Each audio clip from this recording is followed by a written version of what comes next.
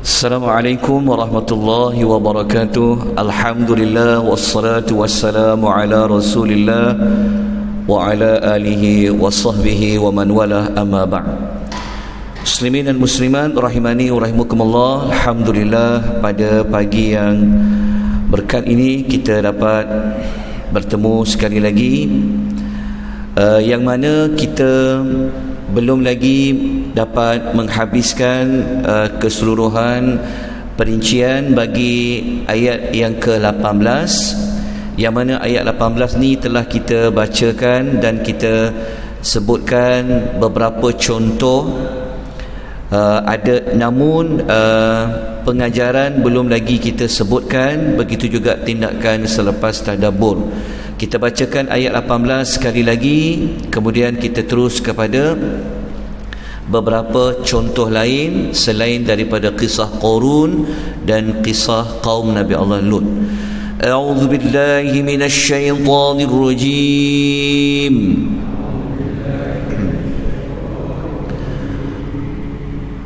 وَلَقَدْ كَذَّبَ الَّذِينَ مِنْ قَبْلِهِمْ فَكَيْفَ كَانَ نَكِيرٌ.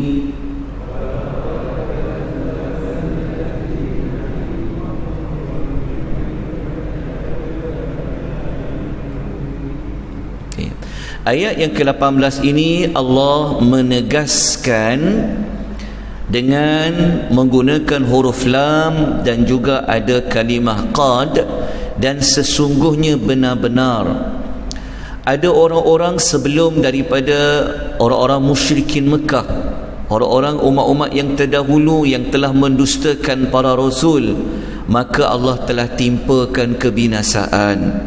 Maka Allah minta supaya perhatikan, renung apa yang telah berlaku kepada mereka-mereka ini. Maka Allah Ta'ala mengatakan kebinasaan yang mereka terima ini sebenarnya adalah sangat buruk, yang menunjukkan kemurkaan Allah Subhanahu wa Ta'ala. Ayat yang ke-18 ini kita telah datangkan dua contoh, iaitu kisah Qarun dan kisah kaum Nabi Allah Lut. Kenapa kita memilih kisah Qarun? Kerana ia ada kaitan dengan ayat yang ke-16. Dan kenapa kita memilih kisah kaum Nabi Allah Lut? Adalah ada kaitan dengan ayat yang ke-17, yang mana insya-Allah pagi ini kita ambil satu lagi contoh yang pernah berlaku kepada kaum Ad. Kaum Ad ini dia adalah umat kepada Nabi Allah Hud alaihi salatu wassalam. Dia pun azabnya itu ada persamaan, ada berkaitan dengan ayat yang telah pun kita sebutkan pada ayat yang ke-17. Okey. Kaum Ad ini tuan-tuan boleh baca pada nota itu, apakah pendustaan, apakah tomahan, apakah tuduhan yang mereka telah lakukan apabila Nabi Allah Hud telah memerintahkan mereka untuk menyembah Allah yang Esa. Ada banyak contoh-contoh pendustaan mereka terhadap Nabi Allah Hud alaihi salatu wassalam. Jadi kita teruskan dengan apakah balasan yang Allah timpakan kepada kaum Ad. Secara ringkasnya, kaum Ad ini mula-mula Allah nampakkan awan yang datang kepada mereka. Mereka ingat awan itu adalah awan yang menunjukkan hujan nak turun, tetapi itu adalah azab yang Allah turunkan. Kemudian Allah menghantarkan angin ribut yang kencang selama 7 malam 8 hari. Angin kencang datang, akhirnya mereka mati bergelimpangan. Hanya dengan Allah menghantar angin ribut selama 7 malam 8 hari. Okey. Ayat-ayatnya kalau tuan-tuan nak rujuk, tuan-tuan boleh rujuk dalam surah Al-Ahqaf ayat nombor 24. Begitu juga sambungannya tuan-tuan boleh rujuk dalam suratul Qamar ayat 18 sehingga ayat nombor 19, dan juga tuan boleh rujuk dalam surah Az-Zariyat ayat 41 dan 42. Begitu juga ada maklumat itu dalam surah Al-Haqqah ayat 6 hingga ayat nombor 8. Kita datangkan contoh ini adalah untuk mengukuhkan amaran yang Allah pernah kemukakan pada ayat yang ke-17 dan contoh-contoh umat-umat terdahulu yang telah Allah binasakan. Jadi kisah kaum Ad ini menjadi iktibar kepada orang Arab musyrikin Mekah. Kalau mereka degil, kalau mereka ini mendustakan Nabi SAW, maka mereka tidak terlepas boleh menjadi contoh umat-umat terdahulu yang telah pun Allah binasakan. Baik, kita lanjutkan dengan pengajaran ayat yang boleh kita ambil daripada ayat yang ke-18. Kerana memang salah satu tujuan Al-Quran apabila kita baca, Allah turunkan adalah untuk kita mengambil pengajaran, mengambil iktibar. Ya, jadi pengajaran yang pertama, kisah umat-umat yang terdahulu yang dibinasakan seperti Qarun, seperti kaum Lut, kaum Ad, merupakan bukti yang jelas bahawa Allah ini dia mampu berkuasa menunaikan apa yang telah dia ancamkan pada ayat yang ke-16 dan pada ayat yang ke-17.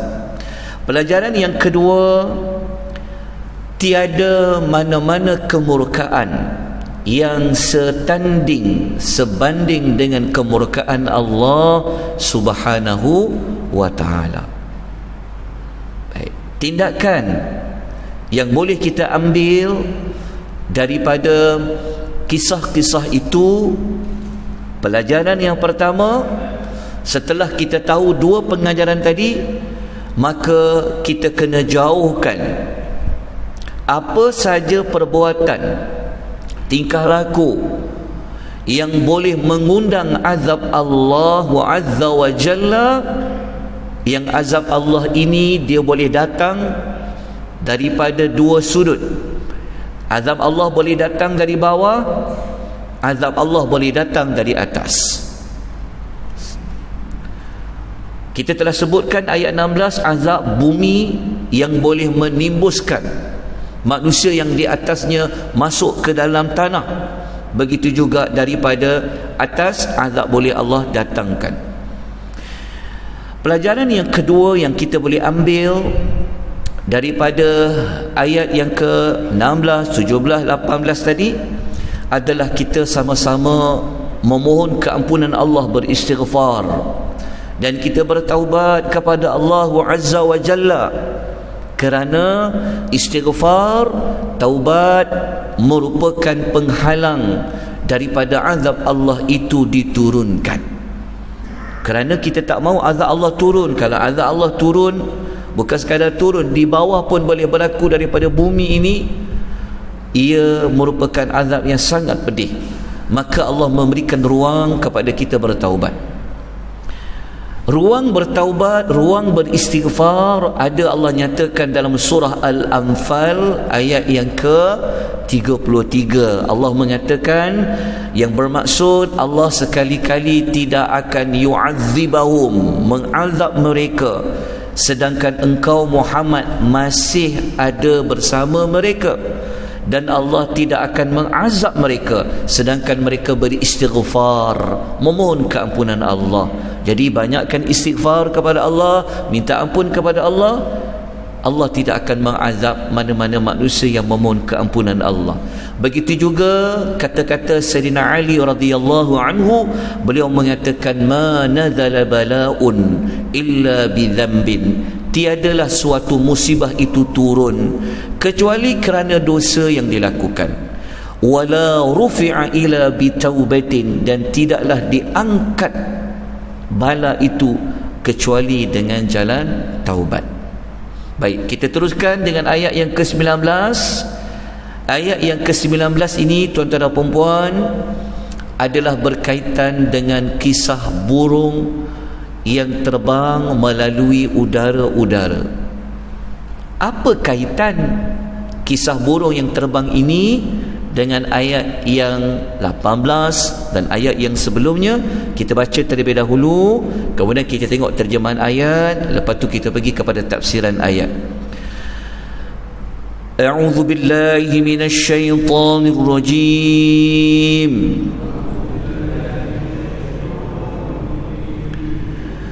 أَوَلَمْ يَرَوْا إِلَى الطَّيْرِ فَوْقَهُمْ صَافَّاتٍ وَيَقْبِضْنَ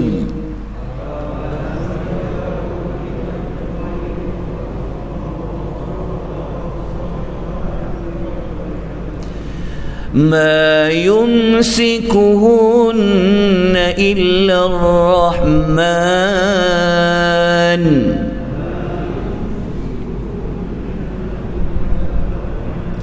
innahu bikulli syai'in basir.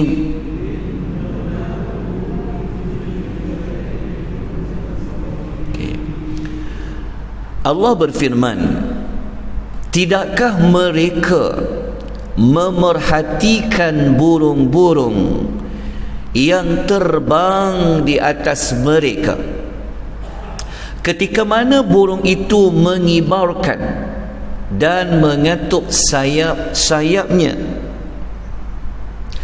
Tidak ada yang menahan burung yang terbang itu di udara daripada dia jatuh, kecuali Allah yang bersifat Ar-Rahman. Sesungguhnya dia, iaitu Allah, Maha melihat setiap sesuatu seperti Allah melihat keperluan burung yang terbang di udara. So ayat ini, kalau kita lihat terus kepada ulasan Al-Imam Ibn Kathir dalam tafsir Al-Quranul Azim, beliau mengatakan bahawa burung tadi dia boleh terbang dengan elok, tidak jatuh, adalah dengan rahmatnya Allah. Sebab tu disebut nama Ar-Rahman. Dia telah menundukkan udara untuk memastikan burung-burung ini agar dia dapat terbang menembusi udara. Udara dia sangat kuat, tapi burung yang kecil dia boleh terbang laju tembus udara itu dengan elok, kerana Allah telah menundukkan, Allah telah pastikan udara ini dia kena bagi laluan kepada burung-burung yang terbang. Itu adalah rahmat Allah. Kenapa Allah mengatakan dia innahu bikulli syai'in basir? Allah bagi tahu dia sentiasa melihat setiap sesuatu. Kata Al-Imam Ibn Kathir, ayat ini Allah nak bagi tahu Allah inilah yang memberikan semua kebaikan bagi semua makhluknya. Allah melihat ni maksudnya Allah tahu makhluk ini perlu apa, makhluk ini perlu apa, kerana Allah sentiasa memperhatikan. Okay. Kalau kita lihat dalam tafsir Aunir Rahman, ada penafsiran menyebutkan tentang Allah mengatakan sesungguhnya dia terhadap segala sesuatu maha melihat. Okey, begini. Ayat ini kalau kita terjemahkan innahu bikulli syai'in basir, dia macam terbalik sebenarnya. Tapi kita baca terjemahan tu betul. Kalau terjemah ikut perkata dia, kalimah by kalimah, innahu maksudnya apa? Sesungguhnya dia Allah, bikulli syai'in, bagi setiap sesuatu, basir, maha melihat. Dia kalau terjemahan yang biasa, sesungguhnya dia maha melihat terhadap sesuatu, maksudnya basirun duduk depan dulu, bikulli syai'in duduk belakang. Itu ayat yang normal lah, ayat yang biasa. Tetapi dalam ayat ni Allah nak kata dia maha melihat tu duduk di belakang, tetapi depannya dia kata apa? Bikulli syai'in. Kenapa ayatnya macam tu? Dalam Aunur Rahman, dalam tafsir Aunur Rahman menyebutkan sebenarnya Allah nak mengukuhkan Allah nak menyebut kesempurnaan penglihatannya. Tuan-tuan, sebenarnya ada dalam ayat lain, dalam suratul Nahl ayat nombor 79, tuan-tuan boleh lihat pada muka surat 275 di dalam Quran. Ayat ini sebenarnya kisah burung yang terbang tu, ada sebenarnya maksud kenapa Allah minta perhatikan burung yang terbang. Kalau dalam surah Al-Mulk yang kita baca tadi itu, Allah kata itulah rahmat dia. Tetapi dalam ayat lain, dalam suratul Nahl ayat nombor 79, Allah mengatakan inna fi dzalika laayatin liqaumin yu'minun. Sebenarnya Allah nak kata sesungguhnya pada yang demikian itu ada tanda-tanda yang membuktikan kekuasaan Allah bagi kaum yang beriman. Okay. Tuan-tuan, kalau nak mengukuhkan lagi ayat yang kita baca ini, ada sebenarnya dalam Quran kisah burung. Bukan surah Al-Mulk sahaja burung yang terbang tadi, tetapi kalau tuan-tuan ada waktu, tuan-tuan boleh melihat ayat yang ke-31 kisah burung pada zaman dua anak Adam tu, iaitu kisah burung gagak dengan kisah dikatakan nama yang membunuh seorang anak Adam tu kan. Lepas tu dia tak tahu macam mana nak tanam saudara yang dia bunuh tu, maka Allah datangkan burung gagak. Ada kisah burung. Kalau tuan-tuan baca dalam surah Al-Baqarah ayat 260, kisah Nabi Ibrahim dengan 4 ekor burung. Yang Nabi Ibrahim ni dia tengok depan mata dia macam mana Allah menghidupkan orang mati. Maka Allah minta Nabi Ibrahim ambil 4 ekor burung, dicincang dia sehalus-halusnya, kemudian pisahkan badan-badan mereka, kemudian panggil dan burung tu hidup balik. Ada kaitan dengan kisah burung. Dalam suratul Maidah ayat 110, Allah ada bawa kisah burung yang Nabi Allah Isa, dia ada salah satu mukjizat dia boleh buat daripada tanah liat berbentuk burung, dia tiup, akhirnya burung itu menjadi burung yang benar, burung yang hidup macam biasa. Kemudian dalam kisah Nabi Sulaiman dalam suratul Naml ayat 20-28, tuan-tuan pernah dengar kisah Nabi Allah Sulaiman dengan burung Hud. Dan dalam surah Al-Fil ayat 1 hingga 5 ada juga kisah burung. Burung apa? Burung yang datang berbondong-bondong, ababil. Dalam surah Al-Fil, yang burung-burung ini membawa apa? Hijaratim min sijil. Surah Al-Fil tu, alam tara kaifa fa'ala rabbuka bi ashabil fil tu. Ya Allah kata wa arsala alaihim tayran ababil. Ababil bukan nama burung, tetapi burung itu datang berbondong-bondong. Dia buat apa? Tarmihim bihijaratim min sijil. Burung ini melontarkan batu-batu yang telah dibakar kepada pasukan bergajah. Okey, dalam banyak-banyak kisah burung ni, kisah burung yang mana satukah yang sangat dekat dengan orang-orang Arab penduduk Mekah? Kisah burung yang mana? Kisah burung dalam surah Al-Fil tu.